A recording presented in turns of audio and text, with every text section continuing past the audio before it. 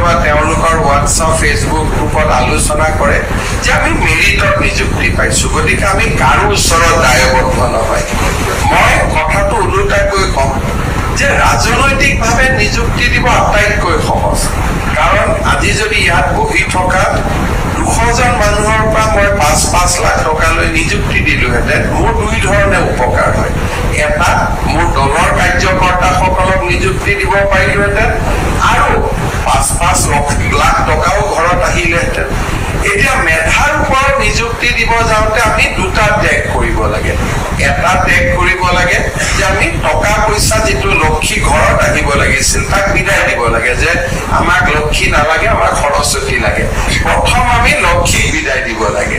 দ্বিতীয়তে, আমাৰ ৰাজনৈতিক জীৱনত আমাৰ লগত হৈয়ে পাৱে কাম কৰি থকা বহুত মানুহক প্ৰতিটো নিযুক্তিৰ পিছত আমি হেৰুৱাব লাগে। আজি আমাৰ লগত যিমানবোৰ ইঞ্জিনিয়াৰ আছিলে, মোৰ সমষ্টিত জয়ন্ত বৰুৱাৰ সমষ্টিত, অশোক সিংহালৰ সমষ্টিত, আমাৰ যদি কোনোবা কাৰ্যকৰ্তাৰ ঘৰত ল'ৰা ইঞ্জিনিয়াৰ হৈছে, ইণ্টাৰভিউ দিছে, কাগজখন দি থৈ গৈছিল, চাকৰি দিব পৰা নাই, আজি যেতিয়া মই কথাখিনি কৈ গৈ আছো, তেওঁৰ ঘৰত বিজেপিৰ পৰা পদত্যাগ পত্ৰখন লিখি আছে। দুইটা কাম একেলগে হৈ আছে সমান্তৰালভাৱে, যে আমি কিয় বিজেপি কৰিব লাগে। যেতিয়া আমি কওঁ যে নহয় আমি মেধাত দিব লাগে, তেতিয়া কংগ্ৰেছেতো মেধাত দিয়া নাছিল, আপোনালোকে কিয় মেধাত দিব লাগে। অৰ্থাৎ আগৰ আমাৰ পৰিৱেশ কি আছিল, আজি আমাৰ পৰিৱেশ কেনেকে আমি পৰিৱৰ্তন কৰিছো।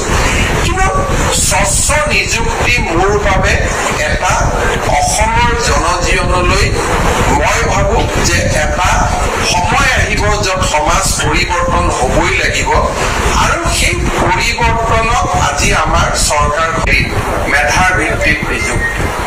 এতিয়া বহু সময়ত নিযুক্তি পোৱা ল'ৰা ছোৱালী বিলাকে কেতিয়াবা তেওঁলোকৰ হোৱাটছআপ ফেচবুক গ্ৰুপত আলোচনা কৰে যে আমি মেৰিটত নিযুক্তি পাইছো, গতিকে আমি কাৰো ওচৰত দায়বদ্ধ নহয়।